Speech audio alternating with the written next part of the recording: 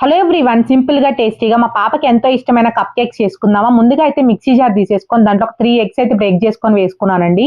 Eggs అనేవి ఎప్పుడైనా చల్లగా ఉండకూడదండి, నార్మల్ రూమ్ టెంపరేచర్ లో ఉండేలాగా చూసుకోండి. అప్పుడే కేక్ అనేది పర్ఫెక్ట్ గా వస్తుంది. ఎగ్స్ అనేవి ఇప్పుడు ఎల్లో కలర్ గా ఉన్నాయి కదండి, వైట్ కలర్ లిక్విడ్ వచ్చే వరకు అయితే మనం మిక్సీ పట్టేసుకోవాలి, నురుగు వచ్చేలాగా. చూసారు కదండి, ఇలా రావాలి. ఇట్లా వస్తే మన కేక్ అనేది స్మెల్ లేకుండా ఉంటుంది. ఇప్పుడు దీంట్లో 1 కప్ షుగర్ పౌడర్ వేసుకున్నానండి. షుగర్ పౌడర్ ని ఇలా ఎగ్ లో మిక్స్ చేసేసుకోండి. ఇప్పుడు దీంట్లోనే 1½ కప్ మైదా అయితే వేసుకున్నాను. మైదా అనేది ఇలా జల్లించుకోండి. ఎప్పుడైనా కేక్ రెసిపీస్ చేసేటప్పుడు జల్లించుకోవడం వల్ల కేక్ అనేది ఫ్లఫీగా స్మూత్ గా వస్తుంది. ఇప్పుడు దీంట్లోనే మెజర్మెంట్స్ అనేవి చాలా ఇంపార్టెంట్ అండి. కేక్ రెసిపీస్ కి పర్ఫెక్ట్ గా వేసుకుంటే మనకి కేక్ అనేది పర్ఫెక్ట్ గా వస్తుంది. ఇప్పుడు దీంట్లోనే 1 టీ స్పూన్ ఏమో బేకింగ్ పౌడర్ వేసుకున్నానండి, చూసారు కదా. అండ్ ½ టేబుల్ స్పూన్ ఏమో బేకింగ్ సోడా వేసుకున్నాను.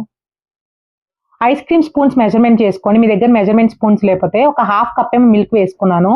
ఒక 2-3 చుక్కలేమో వెనిలా ఎసెన్స్ వేసుకున్నానండి. ఒక ½ కప్ ఏమో బటర్ వేసుకున్నాను.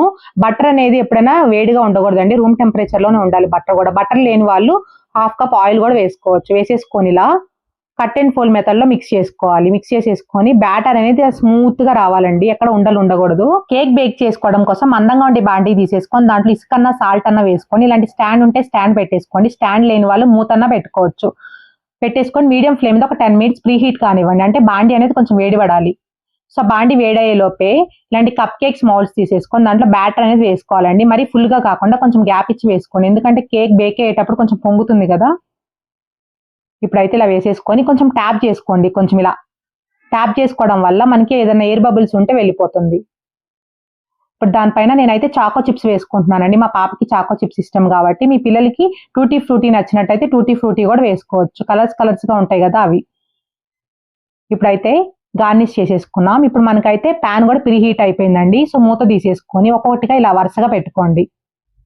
పెట్టేసుకొని మూత పెట్టేసుకొని నాకైతే 30 మినిట్స్ బేక్ అయిందండి ఈ 6 కప్ కేక్స్.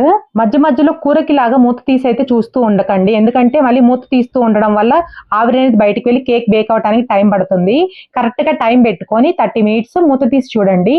ఇంకా కేక్ బేక్ అవ్వకపోతే మళ్ళీ ఒకసారి మూత పెట్టేసుకొని, నేనైతే కేక్ ఎలా బేక్ అయిందా చెక్ చేసుకోవడం కోసం అయితే నైఫ్ కి గీ గ్రీస్ చేసుకొని ఇలా లోపలికి అయితే గుచ్చి చూసానండి. మనకి ఎక్కడ నైఫ్ కి అయితే అతుక్కోలేదు.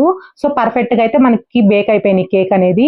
సో ఇప్పుడైతే కూల్ అయిన తర్వాత మీకు అయితే తీసి చూపిస్తాను చూడండి, ఎంత పర్ఫెక్ట్ గా బేకరీ స్టైల్లో కప్ కేక్స్ అయితే రెడీ అయిపోయినా. చాలా ఫ్లఫీగా చాలా టేస్టీగా వచ్చినాయండి. పిల్లలు అయితే చాలా ఇష్టంగా తింటారు ఇలా కేక్ చేసి పెడితే.